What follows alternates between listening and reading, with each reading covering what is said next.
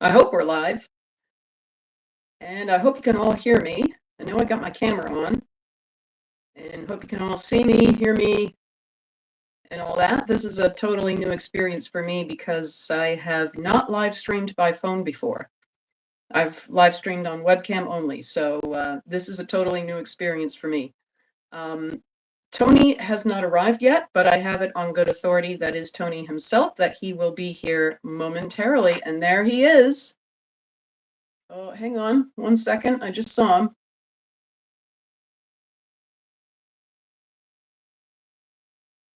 Okay, again, I have to. Oh no, wait! I didn't want to do that. Hang on, let me let me fix this. Hold on.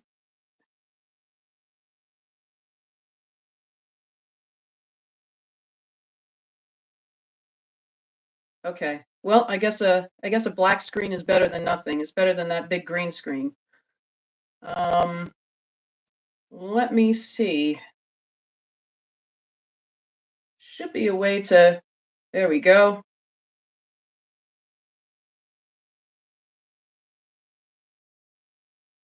I just added Tony to the chat, and there he is. Hey.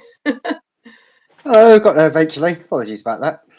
No worries at all. I know I was just saying before you arrived that this is new for me too. I have not yet ever done a live stream by phone before, and as a matter of fact, I'm gonna. No, it was just there. Let's see, well, it's not gonna. I'll keep playing with this, and in the meantime, I will welcome you, Tony, to the live chat. Thank you so much for agreeing to come on the channel. Um, I'm going to shut off my video for a second here and try to fix whatever it is that's going on. Well, like I said, black is better than that stupid green screen. So, so you started Snoring Dog Games and created the Flayed Man as your first game. So tell us, if you will, how all of that came about. How did you come to establish Snoring Dog? Where did the name come from? And tell us a little bit about the inspiration for the Flayed Man. Okay, yeah. First of all, thanks for having us on as well. A fan of the videos already. I found your Silent Hill video actually done for Silent Hill 1, which I thought was fantastic. So I was like subscribed after that one. So yeah, been watching since then and really enjoyed it. I enjoyed the Long Legs one as well, but the Silent Hill one, fantastic, absolutely Thank you. brilliant. Not that the other ones that was good, but they're all good. But that was really good. Um, yeah, so really, I mean, I've been writing for a long time, really, since I was a teenager. So I'm 30, about 31 now. And yeah, so in terms of writing, I mean, there's loads of different avenues. Obviously, you've got film, you've got actually writing like short stories and novels and that kind of thing. So um, the way that kind of all started was that I had a comic book published about a decade ago. Very tough industry now. It's sales are nowhere near compared to what video games are or anything like that. Had quite a few short stories sold as well. And then basically, when I was 29, I thought, right, when I turn 30, I'm going to write a book, see if that gets anywhere. So I wrote a book, and it didn't get anywhere. And it's again, it's another one of those cases of just like so many industries are so tough for people if you haven't got connections or anything like that. So I said, right, I've always been a lifelong gamer. I'm going to give my writing one last shot with this. So I'm going to make a game and put it out there. I've always dabbled with like point and click games, making them, but never something commercial. So yeah, really, the idea of it up Snoring Dog Games and creating the Flayed Man was there's kind of like that outlet of the writing from all that time back. It's like pretty much like the only avenue now where just a guy like me with no connections in the video game industry can release a game on Steam and get it out to players. It really is kind of like the last. It's still like a bit like the Wild West, I suppose, where people have got that opportunity. So as long as you've got $100, I suppose you can get on Steam and share players your stories and games. So it started out with writing. What about the inspiration for the game itself? You had mentioned that it's based on the first three verses of Matthew chapter 7. Can you give us an idea about how that unfolded into the game?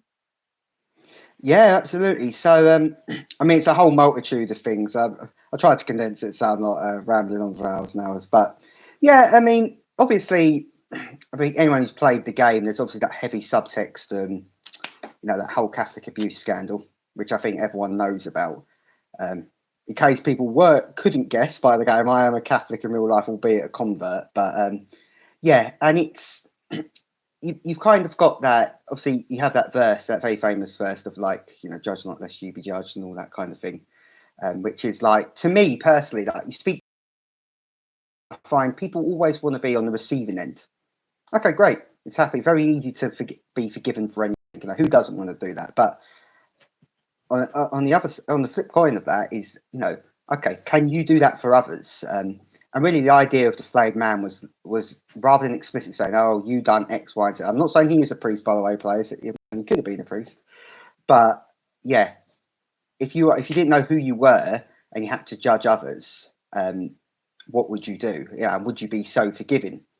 And it's really interesting the response from players because a lot of players are not forgiving actually, and it's but the core key concept really is like, okay, if you didn't know what you had done, what standard would you judge by? Which ties back heavily into that verse. Yeah. So that explains, I think, why who and what the Flayed Man is and what he has done isn't really revealed until the end, and we can talk about that a little bit more as well because I'd love to dig into that. So I don't know if you had the time to read some of the comments on my review of the game on YouTube. Um, and there were a couple of them. One viewer in particular who was rather irate, and justifiably so, because as I said in my response to those comments, these things are horrible. The things that the non-player characters in this game do are really awful, and they seem to progress. From okay, I stole a bunch of pears and I wasn't even hungry. I just threw them away. That was still wrong. Stealing is wrong. But then it's like doing something awful to an innocent animal. And especially, I don't even think you have to be an animal lover, but especially if you're a cat lover, that's like, oh man, yeah, that's tough. And I say, as I'm playing the game in the review, I say, man, I'm gonna have a tough time forgiving this guy. And then of course it progresses to doing something horrible to an actual human child by the time we get to the third confession. So I was playing it as, okay, what do I have to do to get the good ending here? I have a feeling that because the whole idea of being flayed, right, as the demon says in the beginning, you've been laid bare. You don't have anything to hide behind anymore. And that's very much what the Catholic sacrament of confession is about, right? I mean, if you really want that sacramental absolution, you have to be completely honest. You can't deliberately hold anything back. So it's interesting that the Flayed Man doesn't know what he did while he has to face. So if I were approaching it sort of organically and not trying to get the good ending, I might not have forgiven, especially numbers 2 and 3. The first one, yeah, okay, well, you just stole some pears. It's all right. But the second and third one is like, no, man, you're going to hell. You know? So let's talk a little bit about those confessions. I don't want to give too much away, so I'll let you talk about each one of the confessions, however much you want to reveal. But what was your reason for choosing those three in particular? Yeah, I'm so happy you brought up, Kathleen, about that kind of concept of escalation, because that was always the intended purpose of you start off with something which, I mean, even to this day, I mean, again, the first confession is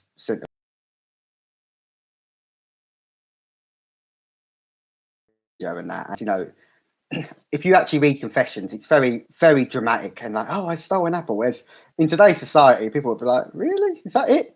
But St. Augustine, obviously, it wasn't like, oh, yeah, that was just a little thing. It was about the actual committing evil for evil's sake. Yes. So, yeah, the idea of escalation of, yeah, it's just an apple. And then you go from animal murder, which is obviously, I expound upon that in a little bit, actually, because some of the comments I've got on that bit. And then obviously the taking of a human life, which is in like a horrible fashion. But like you, I don't want to give too much away, but if you watch Kathleen's video, she's almost certainly spot on who that's supposed to be, and there is a reason for that I'll touch on later. But yeah, the whole idea with the confessions, again, because tying into that concept of being flayed and you don't know who you are. I mean, it's a very dramatic way of saying like it's a very dramatic setup kind of thing, but it ties into that rider theme of what standard are you judging by, and if you don't even know, like because at the end of the day, like what the player's meant to understand is okay, the flayed man's done stuff worse than all of these three people, but yeah, putting people in that kind of, I would say shoes, but he doesn't have skin or shoes, but I don't know. In his body Figuratively is speaking. yeah, it's really meant to kind of get players to think about that kind of standard which they judge. But yeah, on that second confession, oh my goodness, well, I should clarify, I'm like a lifelong vegetarian. I'm a massive animal lover, so I'm not like someone who likes animals. It is literally again, it's that Edgar Allan Poe reference, because I read it when I was like 10. I hated it. It made me very upset, and I reread it. It's funny because I was actually intending to have it be Silent Hill 2. It was going to be like a version of James and Mary. That it wasn't explicit, but it was going to be in there. But I picked up a version of Edgar Allan Poe's a paperback with a collection of short stories again about a few months before, and I reread that Black Cat, and to me, even now I was just like, oh, I'm so upset by this. So I was like, right, I can't just be the only person in the world getting upset about this. So yeah, I decided, right, tailored it, obviously changed it a little bit to fit the themes of the game better, but yeah, stuck Edgar Allan Poe in there, and yeah, people are still so upset. And I mean, you've got a guy walking around without skin, you've got the demon, which is very horrific, but just this description of animal abuse, which again, not necessarily, it's not me, it's not really me. I wish I could say, yeah, I can't, this brilliant concepts, but I think it's quite great that Edgar Allan Poe, after how many years, he's hundreds plus years he's been dead, can still get people shocked and outraged. And yeah, it was definitely that kind of key. That was one of the parts of those confessions as well, just seeing what people's reactions were. But that was the biggest one. People hate that. Yeah, and I reread The Black Cat too, Mm, in advance of this live chat, and it's a very quick read, and I realized how Augustinian it is, mm, because he comes flat out and says that he was doing wrong just for the sake of doing wrong. Augustine, of course, said he loved the sinning itself. Um, Poe makes a reference to that as perverseness, the perverseness of the human nature and the human soul, that we just want to do wrong. When I'm teaching my college classes, I always tell my students, okay, close your eyes. And now, whatever you do, do not think of a white horse. And then I say, okay, now open your eyes. And, they'll be smiling. And I say, okay, hands up. Who thought of a white horse the instant I told you not to? mm, You know? And 9 out of 10 hands will go up. Poe writes the words in that story to do wrong for the wrong's sake only. And I think that maps very well onto Augustine's idea of human evil, that we just want to do wrong for the sake of doing wrong. That's the perverseness in us. And Poe also says that he feels, the character in the story feels that he's beyond the mercy of God. mm. And that's something I think you brought in to the game very well. Not necessarily with the first one, which was St. Augustine stealing the pears, but with the second one and the third one especially. I can't be forgiven. Mm. And I mention in my review of the game, that's actually a form of pride. We think it's a form of humility a lot of times, where, oh no, I'm too low and sinful and horrible for God to ever forgive me. Um, but actually, that's placing ourselves above God. I'm so big. What I have done is so big that God can't ever possibly forgive me for it. So I don't know. Any thoughts on that? Would you would you say that that's there in those characters as well?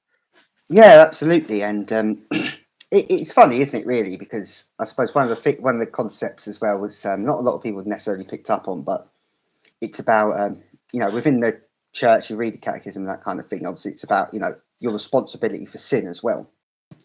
And the idea, even though you're escalating in terms of worst actions, for Edgar, for example, he has his alcohol addiction, which is like, that's the trigger for his, obviously in real life, Poe was an alcoholic too, but yeah, that's the trigger for his actions. And then we have the last action of Mary, where, when she's Sorry, not Mary. She's called Belle, isn't she, in the game? Because I've completely given it away, the secret. But yeah, Belle, who is she's just a child, even though it's a much worse action than Saint Augustine. But again, it's interesting because the kind of concept of, well, actually, who has that responsibility? Because the only person out of all three of those people who commits a sin completely of their own accord and who is like in the right frame of mind and has no excuse is Augustine. Yet people would laugh that off and go, "Oh, that's the easiest sin to forgive." Um, but yeah, I completely agree with you as well in terms of that. That kind of ties into pride as well because like you said, it's the kind of, okay, I can reject God, and there's no way you can find it. There's an interesting book about that. What's it called? Graham Greene in Africa. I don't know if you've read it. What's the one called? No, I don't think I'm familiar with it. It'll come back to me about halfway near the end of this conversation. But essentially, That's there is good. That's all good. there's this character, and he's a police officer in Africa, and he's like a lukewarm Catholic. But at the end, he commits suicide. But he does hear a conversation with God when God's saying, "Oh, you still be forgiven." But his pride, exactly like you said there, Kathleen, is like refuses to let him accept that. And it's a very hard thing for people to accept as well, and it's I suppose it's also part of like tying into the bigger themes of the game of like our pride as people, because a lot of players play the game and go, "Well, I would never harm a cat, and I would never do anything," and yeah, it's all that bigger thematic picture of like, well, actually, if you were completely flayed and had no idea who you are, what standard would you judge by? And yeah, basically, if you judge all these people, and you've definitely done something worse, I just want to make sure, players, much worse than all of them, then yeah, that's the standard you'll be judged by, and that kind of the pride of players as well, I suppose, too. Yeah, exactly. And the Flayed Man wakes up in this hellscape, right? So clearly, even though he has no memory of what he's done and he has to sort of regain that as the game goes along, um, there is this sense of what must I have done to be here?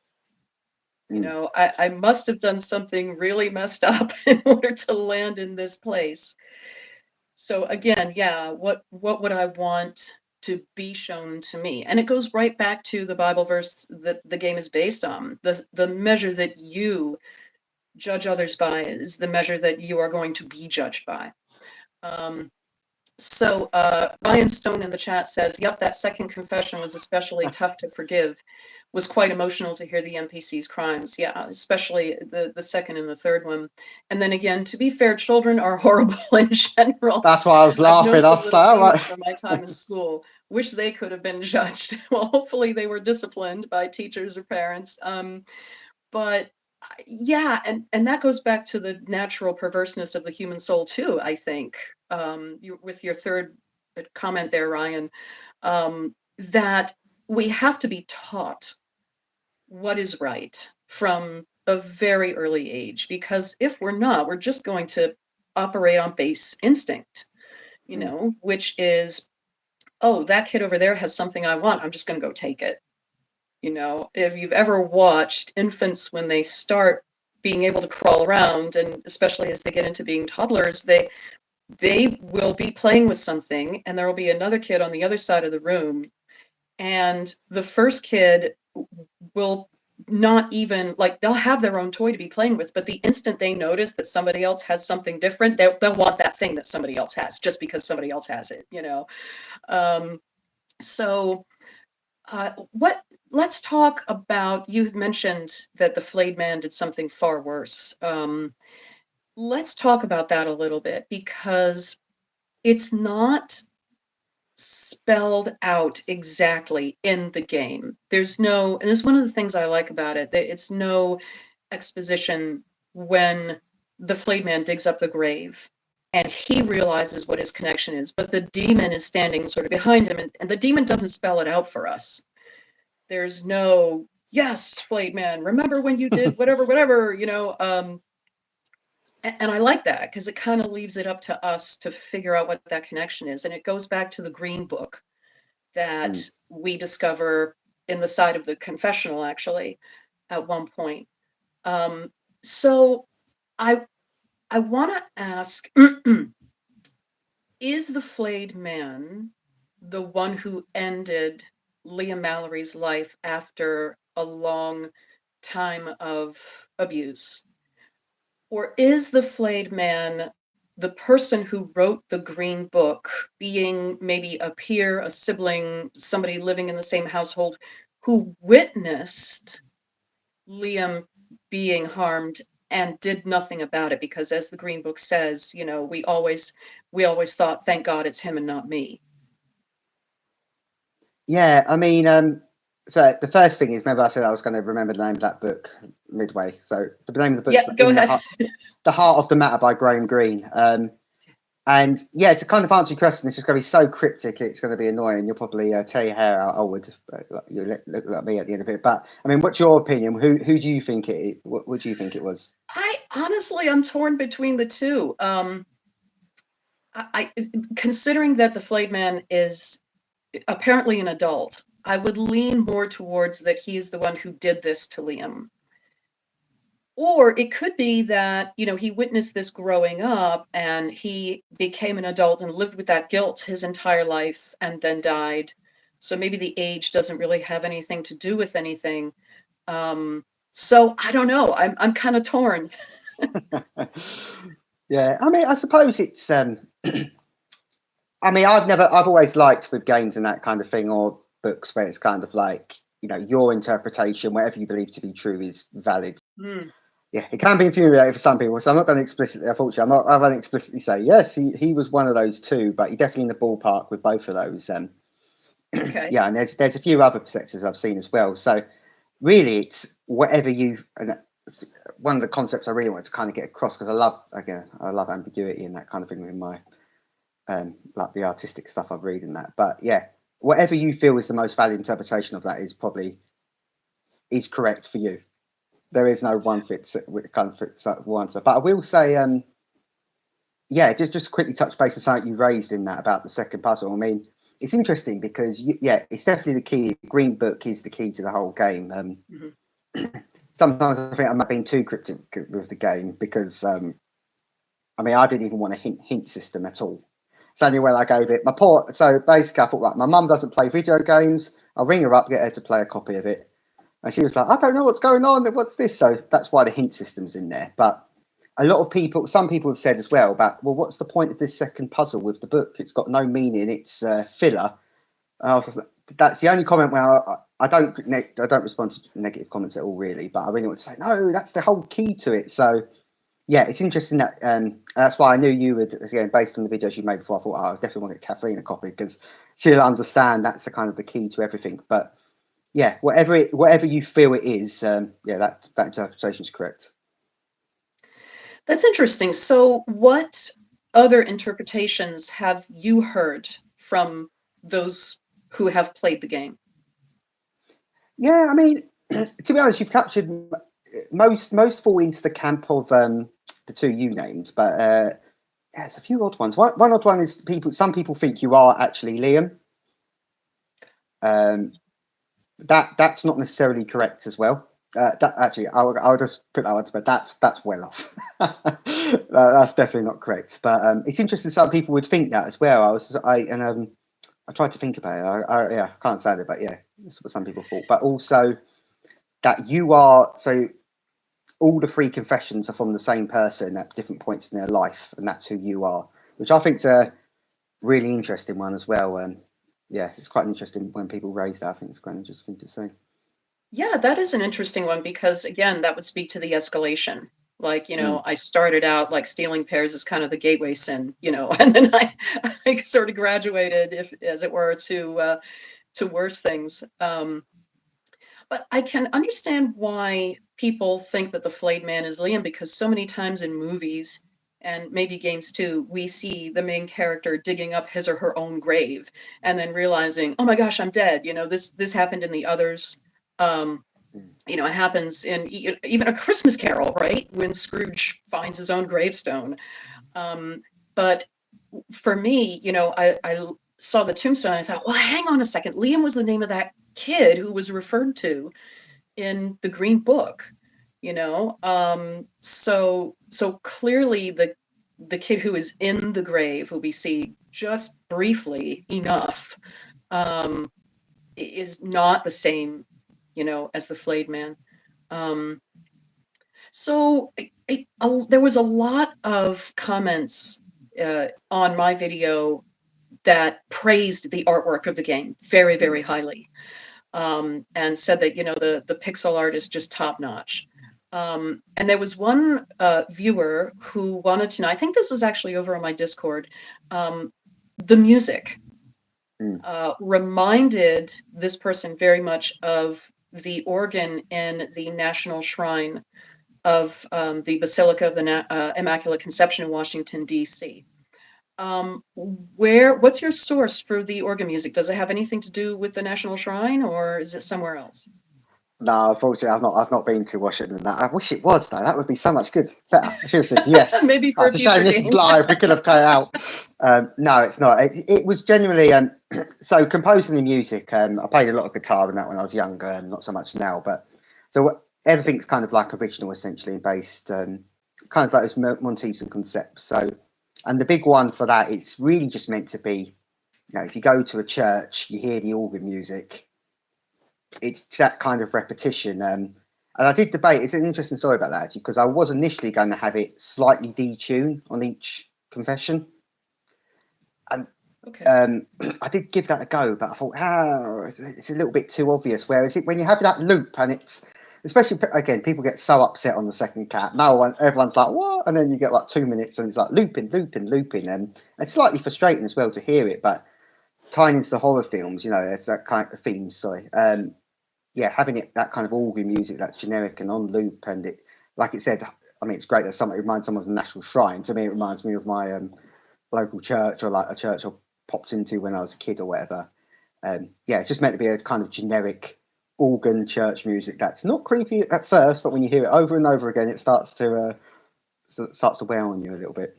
Yeah, that's true. And that's something that I really appreciated too, is that I think not always, but I think sometimes the music in games tends to get overlooked unless you're dealing with something like a Skyrim or something, you know, where the music is just so like cinematic, you know, but the music is so important as far as the overall psychological, I think, experience of the game. Um, so yeah, I do think that it had that effect of sort of, you know, becoming increasingly creepier and creepier as the game goes on, and it's like, what is going to happen? The music sort of, you know, really helps to create that atmosphere quite a bit. Um, so as far as like getting back to the Flayed Man as a character, there was no, or if I missed something, let me know, but I didn't see the Flayed Man himself showing any um like actually asking for forgiveness or showing any remorse or making his own confession. I mean, there's that look on his face, right, when he digs up the grave, like, what have I done, kind of thing. Um, was that a deliberate choice that you didn't really want to show him um, sort of having that moment of asking forgiveness himself? Yeah, I mean, so I just seen Baymax as well. Said, "Are you reading chats?" Just say to Baymax, "Yes, we are." Yeah, we are Good reading for chats. Yeah. him. Yeah, I'm responding to them. I can't really type anything, but I am responding to them as I see them come up. Yeah, no, and absolutely. I mean, one of the good things about video games, which you can't really do in any other medium, is you know, you kind of really put players in the. I'm using that phrase again. Put players in the shoes, figuratively, of you know the player character. And so, you know, Gordon Freeman's a favourite one, isn't he? He's completely new. We have no idea what he's thinking about everything, but you know, you kind of in his shoes and experience things as it happens. So yeah, the idea and really was, you know, I mean, for me, going back to kind of my influences, I love games where you have like the choice, you decide everything that happens, you know, and you really imprint the character. It's kind of like the character is you to a certain extent. So, yeah, it was always intended that there would never really be any kind of, oh, this is what I've done, you know, oh, I think how terrible this thing is, or this is good, or that kind of, or this is bad. Like, and the confessionals, like, that's like the most obvious example of like, he doesn't say any judgment on any of them. It's completely up to the player to decide what he's thinking. Hmm. So, yeah, the idea was tying into that wider theme of like being a blank slate, not knowing what you've done. Um, yeah, that was really kind of key. The only part that's not is just in terms of right clicking, because if you right click multiple times on certain objects, it will give you more sayings and stuff. They're randomized, some of them. So yeah, you have to click a few times to get all of them, and that was kind of more of like, oh, who was this person? But yeah, it's really kind of trying to merge the two of like, you are the flayed man, you don't know what you've done, and yeah, exactly the same boat as he is, trying to piece it all together and figure out, what have you done to be here, really. Okay, yeah. Yeah. Now, what about this demon character? Yeah, the design of the demon is quite original, and somebody in one of the comments on my video review had mentioned that the demon was really an original design. But the Flayed Man isn't necessarily in hell, right? So is this, I don't even know if it would qualify as purgatory necessarily, although it might, but it seems more like that moment of particular judgment, right? In the Christian tradition, there's the particular judgment, which is God's judgment of an individual person when that individual dies, and then there's the general judgment, which is the judgment of everyone who's ever lived when Christ returns to establish his kingdom on earth.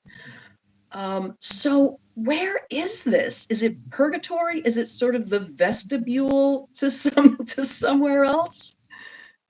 Um, yeah, I mean, again, it's wherever you think it might be, really. Some people, think it's, you've got Egyptian mythology as well about the judgment. It might be something like that.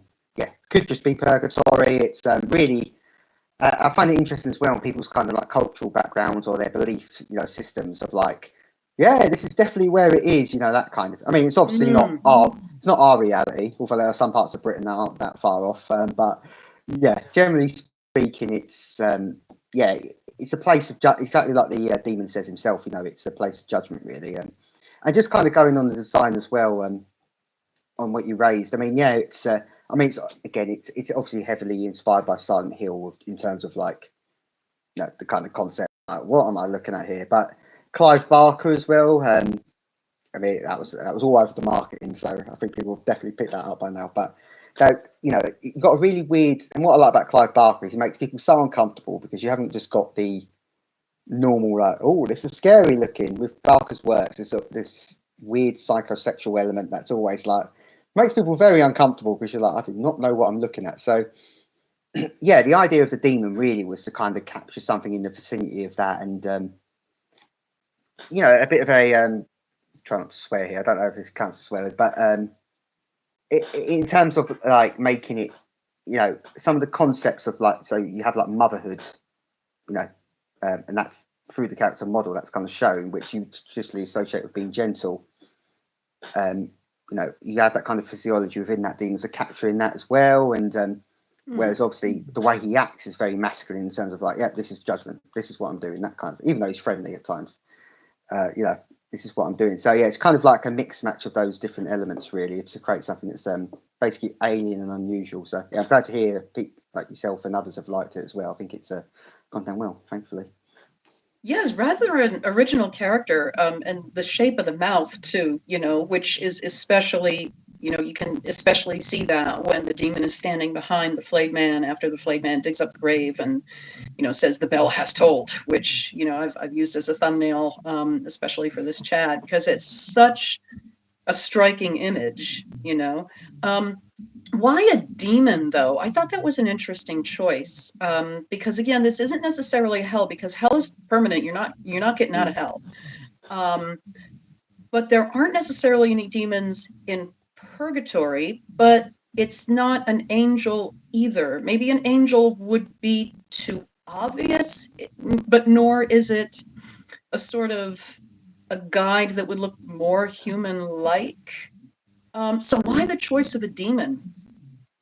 Yeah, it's interesting because obviously when you're trying to write these things and connect with players, you have to use something that they're relatively familiar with. So the concepts of a demon, I think everyone within the Western world, at the very minimum, has a vague idea of what that is. But I mean, the real key to why that kind of terminology was used and that is because of Jacob's Ladder, obviously heavily inspired in Silent Hill, but I can't remember. It's Louis the Masseuse, when he says to the main character, it's if you're struggling against life, you see them as demons, and if you accept it, you see them as angels. And it's really that kind of trying that kind of concept of like, well, what actually is, because if you get, not to go into spoiler territory, but if you get the good ending and aren't greedy, then yeah, he very much is like an angel because it gives you a way out of, all right, you're not going to heaven, but you're going to some, a better place where, yeah. So it's really inspired by that kind of Jacob's Ladder concept of it's the way you perceive it, even though it might be horrific to look at. Yeah, it's the perception of the player and the character really of yeah, one or not. But yeah, demon terminology was just because that's most familiar with people. Yeah, one of the things that struck me as I was playing the game was maybe it's a demon because, the demon is sort of waiting. Demon is sort of waiting for the flayed man to not show mercy. And so then, sort of check that box and say, oh, especially with that second confession, right? Where it's so hard to forgive this guy. But maybe the demon is there to wait and see if he gets to take the flayed man to hell. Mm. Because it seems certainly like the flayed man is on his way there, and could very easily just sort of tip over that chasm into hell. And so maybe that's why it's a demon. Maybe the guide is waiting,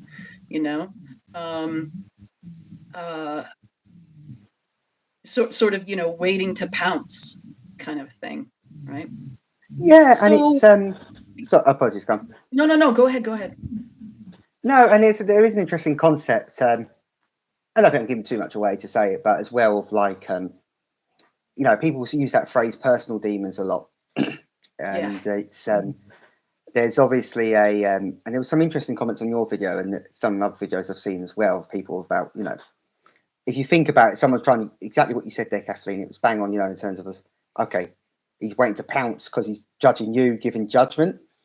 But there was definitely always meant to be like a reflective element that the demon is not necessarily you or part of you, but, reflects aspects of who you were back when you had skin and were doing whatever you were doing, those terrible things. So, yeah, there's definitely a whole key component part of that as well in terms of, the way he acts and the way he talks to people might, I'm not saying it definitely is, but might be a reflection of like how keen you were to judge people and, very harsh or stern and that kind of thing back in your previous life. So, yeah, there was a key part, and that was part of the reason as well, because obviously the demons are beasts, whereas your stick thing, I mean, you got absolutely no fat on you whatsoever, and it was meant to be that juxtaposition of,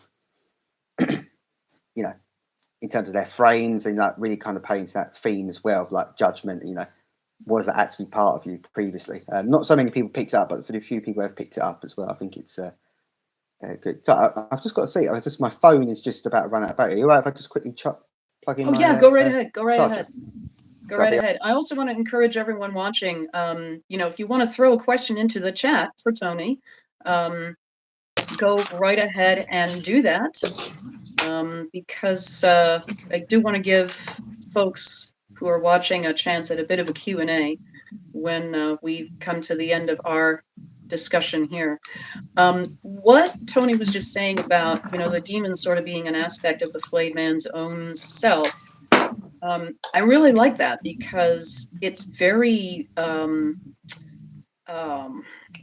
C.S. Lewis. C.S. Lewis, that's who I'm thinking of. And I believe this is in the Screw Tape Letters, where C.S. Lewis gives this idea that just as everyone has a guardian angel, there's also not a guardian demon, but there's a demon that Satan has assigned to each individual person. So whereas it's, like the old angel on one shoulder, devil on the other, where God assigns a guardian angel to guide you into the good way, and Satan assigns an afflicting demon to, sort of pull you away from God and pull you away from that good way. And so I like that, and I also like it in terms of, the flayed man again has no idea who he is, has no idea what he's done, and so in facing that demon, that's part of facing himself. and what he's done. And that also goes right back to the sacrament of confession. If you're going to go to confession, and there are a few things that are necessary. So for our viewers who may not be familiar with the sacrament of confession in the Catholic tradition, there are certain elements that have to be present in order for a penitent to truly receive forgiveness for sin. And first of all, there's a true sense of remorse, right? You have to really be sorry for what you've done. And along with that, you have to have what's called a firm purpose of amendment, which means you cannot want that sin in your life anymore. Now, with the understanding that we're all imperfect and we're all flawed, and we probably will fall into that sin, and certainly others again. But in that moment, when you make that confession, you have to really not want the sins that you're going to confess in your life anymore. And you have to be totally honest. You cannot deliberately withhold any sin in the sacrament of confession. If you forget to mention a sin, that's different. If you genuinely forget, then that sin is forgiven. And then, you're supposed to, confess it at your next confession. But to deliberately withhold, you do not get your sin forgiven. So to be flayed, again, to be completely laid bare, that's spiritually an element of confession. You have to completely reveal yourself. And it's tough. It's really hard to do that, because in order to do that, you not only have to reveal your deepest, darkest self to another person, but you have to reveal it to yourself as well. Okay, so we have a couple others who have joined the chat. V Station is a member, channel member. Thanks for joining us. Tried to play the Flayed Man, but still use Windows 7 on the laptop I use for video games. Okay, so maybe someday. And Tony, if you can, say if the game is released on any other platform, maybe. Yeah, I mean, to be honest with you, Fee, it will work on anything. The requirements are, if it runs and if it came out past 2002, it should work. But if not, if you want to email me, actually, so my email is snoringdoggames@gmail.com. I can try to figure out a workaround so you can have a go. So yeah, please feel free to email me as well. Perfect. It's always for you. Yeah, and I'll put the website for Snoring Dog in the description when this video gets posted. So Ryan has a question for Tony. Is the architecture for the house based on any particular decade? Toilets were a more recent fixture in houses. Was anything used as a reference? Understanding this is a supernatural place. That's a good question. Yeah, there's quite a few. It's funny. So in terms of like a particular decade, there's a few elements in there. So the whole fit is kind of a hodgepodge of different influences. So within the UK, for some bizarre reason, in the 70s, there was this. Everyone had like flowery wallpaper. It was well past my time. So whenever basically, if you enter like an elderly person's home where it smells a bit musty and is a bit decayed, you'll see this wallpaper and it's like stained yellow and looks horrible. So in the puzzle room, which is the room with the big clock, that's literally where that inspiration was, because I always associate that with just like, it's old, it's horrible, and it's meant to look nice, and it just doesn't look nice at all. So yeah, that's definitely a big part of it. But there also have a few elements as well. So there's a specific place as well, more inspired. So if you look up like the map, it won't look identical to it, but it's called Fort Augustus Abbey, which is in Scotland. So it's on Loch Ness.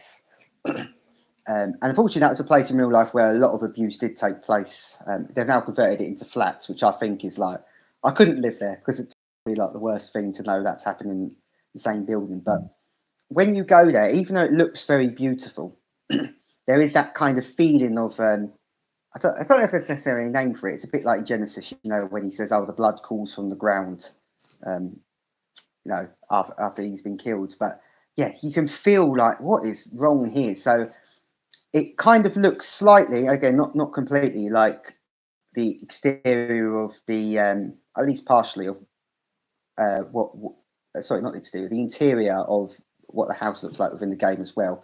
And in terms of the bathroom, apart from the Silent Hill influence, which is everyone who's clicked on the toilet has probably picked up, It's also just public bathrooms in the UK. When I was growing up in the 90s, were like grim, grimy, and something about the stainless steel aluminium really puts you off things. I really tried to capture that on the bath as well, but yeah, it was that kind of experience. You walk into these places which are absolutely horrible. These bathrooms, public bathrooms, I should say. Sorry, not normal bathrooms. Public bathrooms, and you're like, oh, this is awful. So yeah, it was kind of like a hodgepodge of all of those things as well. Yeah, and in terms of the garden, I mean, when I was growing up, so my mum had a sundial. Really had a big impact on me because you look at them, they've always got these like creepy faces on them, and that scared me as a child. I don't know why. So I was like, right, got to get that in the game, absolutely, because that's weird. But yeah, and I think you definitely, Kathleen, in your video as well, on terms of the meaning of, because some people are like, why can you click on the fawns and look at them at all? Obviously, there's that whole kind of Christian Catholic background of like, yeah, the fawns, associated with Jesus, and the Garden of Gethsemane, even though it didn't have fawns in it, there is a I'll be explicit about that. There is a definite connection between the idea of a place of judgment, or prayer, as Gethsemane was, and the garden within the game. So yeah, it's really a hodgepodge, basically, Ryan, of things I absolutely hated either growing up or in real life would creep me out. Yeah. Okay, so V has a question. Tony, have you ever heard of demon phobia? Is it demon phobia or demophobia? Because I know there's a demophobia, but I haven't heard of demon phobia. It's truly a horrible game, but it involves a similar premise of it. Okay, so it must be demon phobia. Similar premise of a Japanese girl who wakes up in a dark place and has to figure out she was sent to hell. No, I've not heard of that, but that sounds absolutely fantastic. I'm going to check it out. Yeah, I want to check it out now too. But Yeah, that sounds if great. it's truly horrible, I would say that it wouldn't hold a candle to your game, Tony. But it would be worth checking out for sure. It's funny because I sometimes mention in my game, my gameplay video slash analysis, there's always a bathroom in horror games. I don't know why, but there's always a bathroom in horror games. So that was interesting. So yeah, these a lot of older homes. I live in New England, and there are a lot of older homes around here, and especially the ones that were built like back in the 1800s, late 1800s. They were later fitted in with bathrooms, so the larger closet areas or dressing room areas, and the bigger mansion type houses would be like in the 1920s, 1930s. They would be fitted with indoor plumbing and toilets. Oh, V says, I give you the utmost caution as there involves gore and nudity to the extreme just for shock value. It's freeware. Yeah. See, I don't do gore. I don't like that. Like, a lot of my viewers have recommended certain movies or certain games, and I just don't do gore. It's I like the creepy stuff, like the deep spiritual stuff and the significance of the things that affect the soul and the things that affect the mind, because those things are more permanent. To me, as a person of faith, that's what's eternal. And so if you have something that is going to affect the things that are going to last forever, that's way scarier to me than, just blood and guts all over the place. Yeah. Potato No, says, I I love completely agree. horror, Oh, but I sorry, go on. can't deal with gore. Yeah. Yeah. I completely agree with you, and also it's also like I really want. I've not been, but I really want to visit New England. Obviously, HP Lovecraft country, so assuming you're busy at night fighting off the various, what he wrote. But yeah, yeah, I agree with you. I know it's going to sound a bit hypocritical considering the game is about a man without any skin, but yeah, I've never been a fan of gore for gore's sake. Hopefully, this interview's kind of got across that in using it in the game is meant to be very tied to these bigger themes, being laid bare, all that kind of stuff. Yeah, and I think sometimes within games as well, or any media generally, people think, oh, I'll just include it. It's very bloody, and I mean, it's off-putting, but it doesn't necessarily last with you. So I completely agree with you, Kathleen. In terms of you've got to have a bigger picture.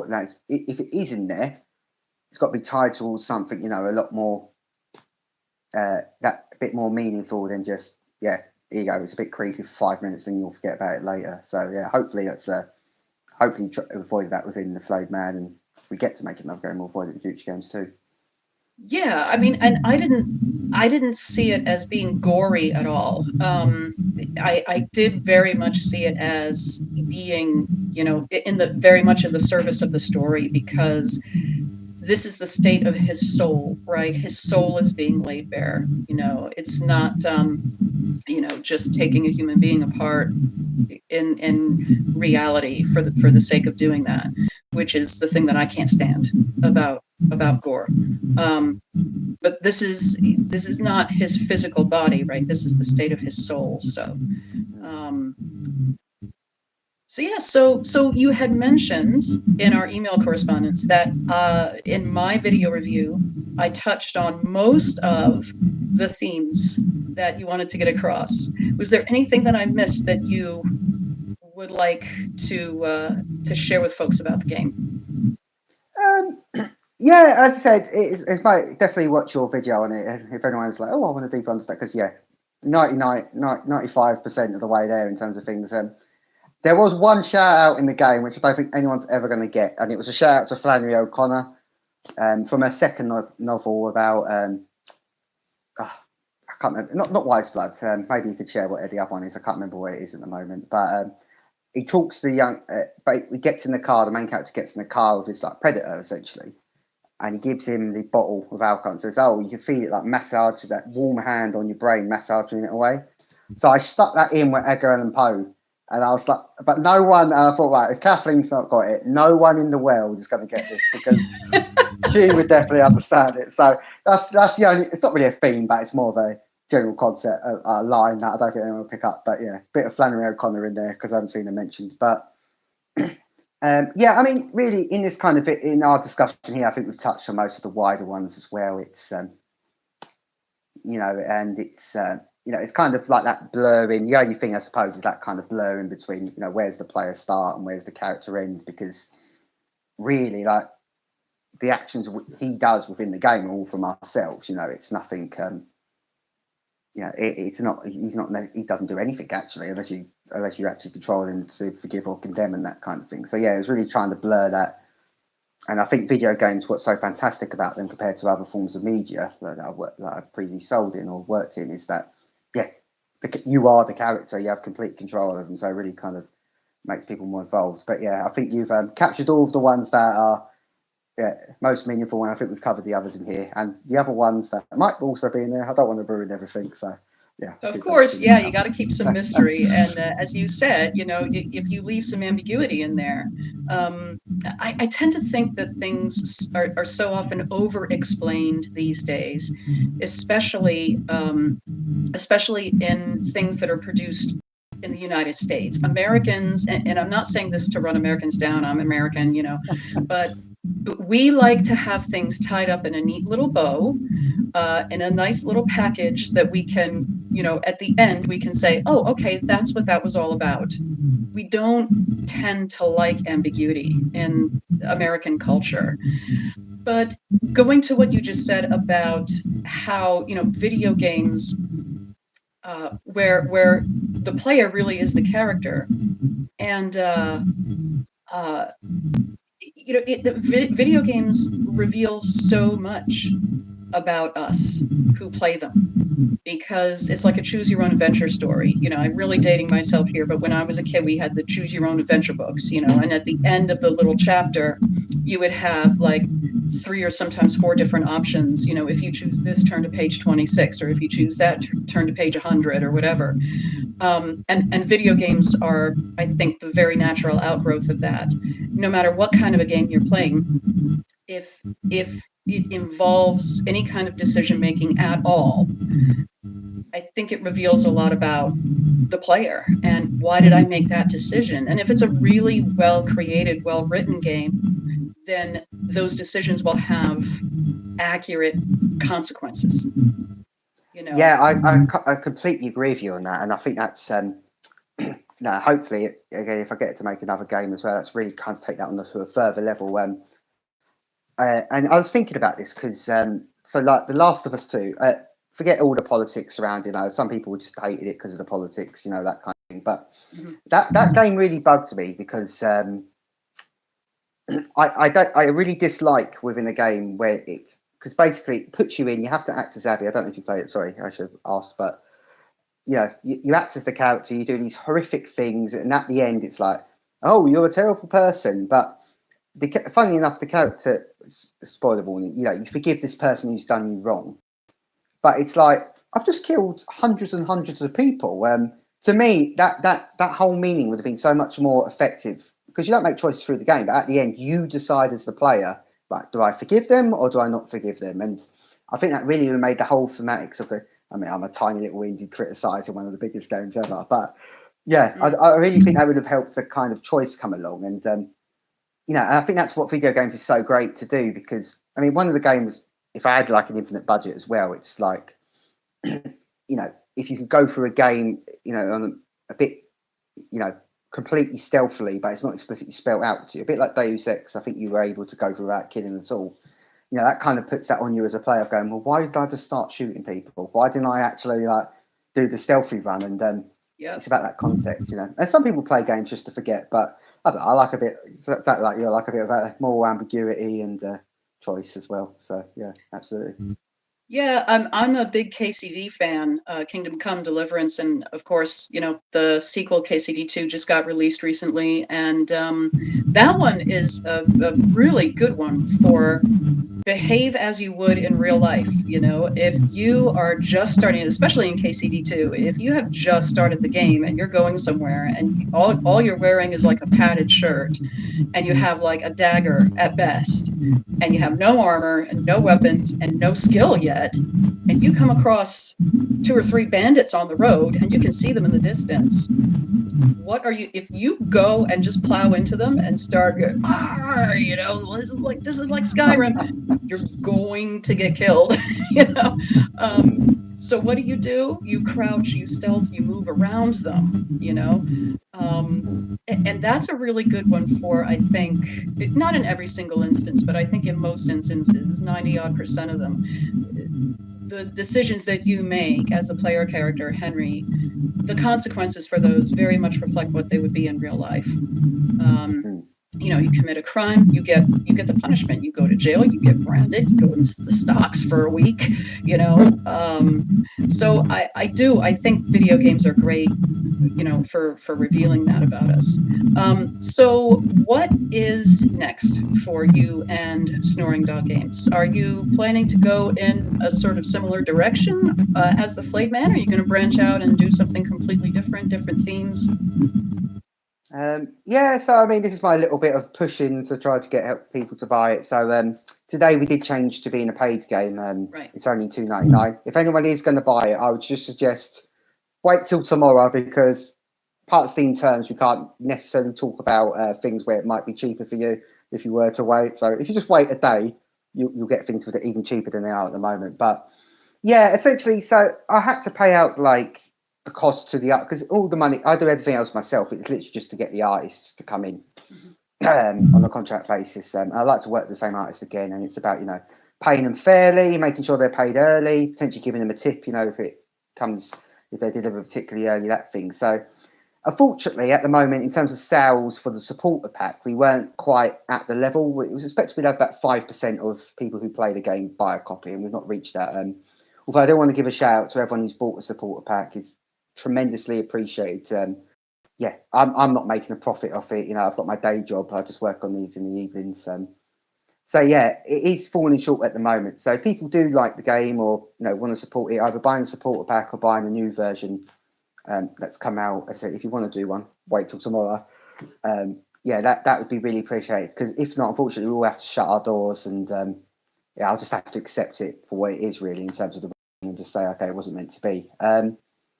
But yeah, if we do raise the funds, and we're about 40% of the way there, since we announced we were going to a paid model, people have really bought support pack, and it's funny enough. I just want to give a shout as well to we had like quite a few people from Taiwan buy our game, and I was like, I have no idea why, but they've gone from like no one from Taiwan's bought it to like the third biggest seller after the Americans and the Germans. So yeah, I was like, thanks Taiwan as well. Thanks to America and Germany too as well. But yeah, if we do make a next game, I'm currently there's a few ideas. If you go on my Steam page, I shared a few of them as well. People can read them on there. But really, the way I'm leaning is one about kind of expounding upon the kind of religious horror and the themes that you found within the Flayed Man, and that would be within a game called The Hunger Pit. So it's basically like you're a leper. Medieval England, very commercial, obviously. Medieval England lepers, who's not going to buy that? And yeah, it's really kind of, essentially what happens is that, the guards are being hunted by something within the camp. You're one of the last survivors, and you just got to try to survive out of it. And plays an ex-priest, naturally. And yeah, it's kind of really, I don't want to ruin it too much, but it would really expound in terms of the themes like, what, forgiveness and what do you do to survive, and, the kind of actions that men do and what is being good and that kind of thing. That's kind of the one I'm leaning towards, because we're only 40% of the way there. We might have the funds for that. But there's also potentially one that's a bit more of a completely out of left field. But I've always loved like management sims, Gear City. That's fantastic. Sim City, those kind of games. So it would be basically like a business simulator, but also a horror. And you start for a corporation, and then basically you have a choice on which to play. And going back to that kind of concept of choice of like pursuing money, but then there's also this other path of like power, but then there's another path which is about suffering, and that causing suffering, because let's be honest, some businesses do terrible things. And then I might be feeling a bit early here, but there's also a fourth one which is the good way to play, but it wouldn't be spelled out to the player in any capacity. So yeah, that one, the good thing about that is that it's a lot less graphics intensive. So we're about 60% of the way there now in terms of the fun. So tying into what we've kind of discussed earlier, the idea of that game, Suffering Incorporated is the working title. It's, okay, how do you play? What style do you adopt? And how do you want to act within the game? So those are the kind of two, realistically, based on the money we've got. If we do stay open, that probably be coming out. But yeah, could change. But that's kind of what I'm working on at the moment, planning. So tell us a little bit about the supporter pack for the Flayed Man. What kind of goodies are in there that folks could get if they decide to purchase one? Yeah, so I've expanded it today. So actually, frantically before this call, I was desperately like, make sure everything's uploaded perfectly. So you've got a digital art book, which like the questions about the architecture within the game, quite a few of that's answered. It talks about the references. You also get some neat art as well. You also get the character designs. You can see how the character evolved. For the demon, it's a particularly good one because he was meant to be like, flesh coloured, that kind of thing. So you also get the soundtrack, but I've also included now you get the MIDI files. So if you wanted to use there's a license in there, so it's CC by 4.0 non-commercial. So as long as you attribute us creating it non-commercially, you can use the music for your own games or for film or anything, or YouTube video, anything like that. There's also a few avatars because some of the cutscenes. So if you want to scare your family and friends, use one of these avatars on your Steam, and people will be like, "What on earth is going on here?" And also you've got the background as the wallpaper, and I've also included the confession scene as well. So you've got all the tools if you want to create your own confessional game and start sending out to friends and see where they land on things. It's all in there now. All we need to do is program it. You've got all the kind of artwork. So yeah, that's it at the moment. That's kind of everything within there. That could be fun to create a confessional game. You can play Guess the Sinner. You create your own miniature confession game. That could provide hours of entertainment. So we have a question for you in the chat from Ryan. Are you a big fan of Good Will Hunting? I noticed one of the achievements, "How you like them apples," is a funny reference. I noticed that too. Yeah, absolutely. Yeah, Good Will Hunting's like my top 3 favourite films. So that was a definite reference to that. Good, glad you picked that up, Brian. That was definitely what I was talking about. Yeah, that was I saw that in the theater when it came out. Again, I'm dating myself, but that was a big laugh in the theater when he calls through the window to that guy in the restaurant. He said, "Do you like apples?" The guy says, yeah, I like apples," and he slaps the phone number against the window. He says, "Yeah, I got her number. How do you like them apples?" Everybody just cracked up on that one in the theater. And the only way you can get that is by only forgiving so you condemn the apple guy to hell, but you forgive everyone else, which is like, it's comedic because I don't know anyone in their right mind who was going to go do that on the first run through. So yeah, it was a slightly comedic replay. achievement, really. Yeah, I did, yeah, I did notice that. I didn't bring it up in my review, but yeah, I was like, I wonder if that's Good Will Hunting. So V says the gameplay and graphics reminded me of those old LucasArts point and click games, like the old Indiana Jones and Monkey Island games. Also reminded me of I Have No Mouth and I Must Scream. Any familiarity with those games, and maybe if did they provide an inspiration at all for the graphics? yeah, absolutely. Not so much. So growing up, I was never.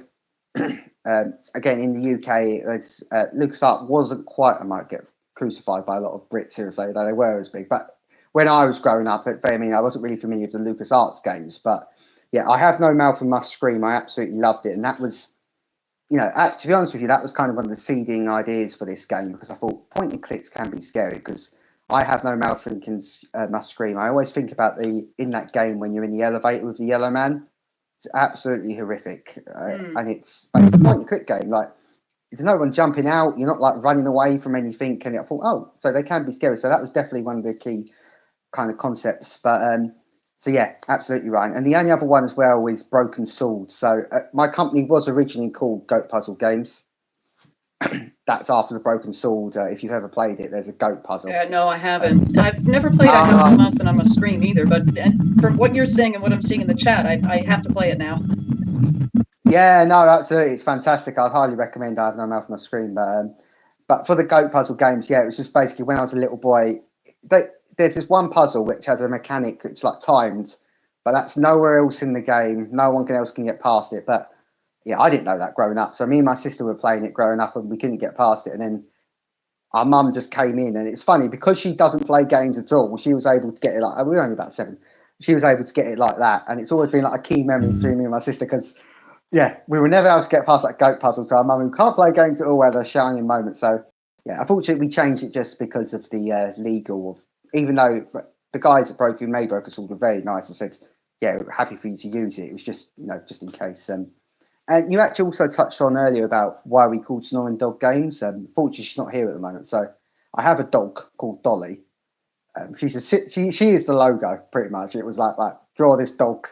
And when I've been making the game, it's lots of hours. You're on your own. It's Christmas Day and that you trying to shove in a bit. And she's always been like by my side working, and she like snores so loudly. And literally, when I was thinking after the goat puzzle games, I thought, oh, I change the name of it. She was snoring. And it was like midday, but she was snoring dead loud. So I thought, right, got to get her in the game then, because that's like the second best for me. So that's why we call Snoring Dog Games. That's great. And Yeah. that dog at the end is is Dolly, by the way. I should clarify because people weren't sure why there's a dog at the end of the game. That's fantastic. When I started playing the game, I said, "Oh, Snoring Dog, isn't that an interesting name? I love it," And then when I saw the credits start rolling at the end, there she is, and I thought, "Oh my gosh, that's so cute." I bet you that's the actual Snoring Dog. So that's good. That's good to know. Yeah, Potato mentioned Soma. I have played Soma, not all the way to the end, because there was one part where it was like a bug or like a glitch type of a thing in the ship, and I sort of got stuck down in this like weird area where I couldn't get out of, and then one of the monsters is just sort of pacing back and forth, and I'm like, no, so I just kind of set it aside. But I do want to go back to it at some point, because there are a lot of interesting and deep themes in that too, especially now with the rise of AI and AI agents, and how soon is it going to be before we start getting fake people and all this stuff, right? So Soma does have a lot of really intense themes about the human nature and the human soul, and what is it to be a person, right? Oh no, I completely agree. And the thing about Soma, it's funny. I've got a funny story about that, because the first time I played it, because people are like, there's a twist. I thought the twist was like, oh, it turns out you're not a human, you're a robot. And I was like, which is one of the twists. It's not the big twist. And I was like, this is silly. Like, what am I doing here? So I turned it off, and then I thought, like, what is everyone going on about this game? So I heard a quick look on the Wikipedia article, and I read the end. I was like, oh, I've ruined it for myself. This is absolutely fantastic. So I won't ruin what it is, but yeah, it's an absolute fan. Then I played it again, and it was fantastic, and that ending. But if you're not anti-IA yet, Kathleen, if you play I Have No Mouth and Must Scream, you will be anti-AI by the end of that because, yeah, there's a lot of problems by AI in that game, but I won't ruin it for you. Yeah, I mean, I'm not allergic to AI. Like AI's been around for a long time as AI in one form or another, and we use it all the time. Like we're using it right now, and I'm going to use it when I go in and make do things with the description and what have you. But it's the use to which it's put, like so many other things, right? And that's something that is very present in so many religious traditions and spiritual traditions as well. Like, what use are you putting this to? Is it going to, as they say, it promises, is it going to boost human development? Is it going to help us, or is it going to replace us? So, yeah, that's Yeah, and probably I completely agree different with video. you. But yeah, growing up as a geek, I mean, you had the whole AI. You read it in the books like Isaac Asimov, where no, it's nothing like that at all. I don't actually like the term AI because I think it's a little bit misleading because it's more, predictive, isn't it? It's not Isaac Asimov who got robots who are like people. It's completely different. Yeah, I mean, and that's kind of the thing about paying the artists who made the game. Because again, as a player and someone else who made a game, I really dislike people use AI in the game because to me it's like creative endeavors. The point of it is like it's your idea. Um, so I'm happy to say if people are anti AI, then there's no AI used at all for anything regarding the game, and there never will be because I think even if it's slightly worse, it's better because it's like a human creative vision than something that's not, and that's why. Now, in terms of pushing forward, of like some people go, well, why don't you just pay the artists less, or that kind of thing. But it's about they're doing a good job, and with AI competing, people love the art. Like it's like you mentioned the cutscenes, are like Raphael. I will give a shout out to the artists as well. So you've got Lucio who done everything apart from the characters and the cutscenes. Josie who done the characters, and also Raphael done the he done the cutscenes, and we also had Thomas who done the capture art for the main game as well. But each of them are fantastic. And I don't think you could have an AI, even though it looks like that, it wouldn't be able to generate and get the correct ideas. But even if they could, is that what art's about? I don't think so. So yeah, Right. so my AI rant there. Just wanted to bring it up though and give a shout out to the artists because they were fantastic. Excellent. Yeah, the artwork is amazing in it, and it's like I said towards the beginning of our talk. I've had a lot of comments on my video praising the pixel art. So, does any of our viewers, any of our attendees, have any questions for Tony before we sign off? Or Tony, is there anything else that you want to share with us about, especially the Flayed Man, or anything that you might be working on for the future? No, not at the moment. I mean, you can follow us on Blue Sky or during our Discord. That's pretty much it. And yeah, just keep an eye out. And if you are able to spare, it's so if you wait till tomorrow, it's very, very cheap for tomorrow. But that's fantastic as well. And also, yeah, join the membership on Kathleen's channel. It's absolutely fantastic. And yeah, I really enjoy it. So I want to keep watching more of your videos. So yeah, hopefully, if I make a bit of money, hopefully I'll be able to join up as a member as well. But yeah, thanks for inviting me on. Yeah, thank you so much for reaching out and sending me a copy of the game. I thoroughly enjoyed playing it. And thank you, everyone who has joined us for the chat. And I will put all the Snoring Dog links in the description when I go back in and post this for the public. And so, again, thank you so very much, Tony. I hope that there are many, many more games in your future because you certainly come out with a bang with this first one, with the Flayed Man. It's a wonderful game. Thank you all so very much, and everyone take very good care of yourselves. Thanks so much. Bye. Thanks, Tony. Bye.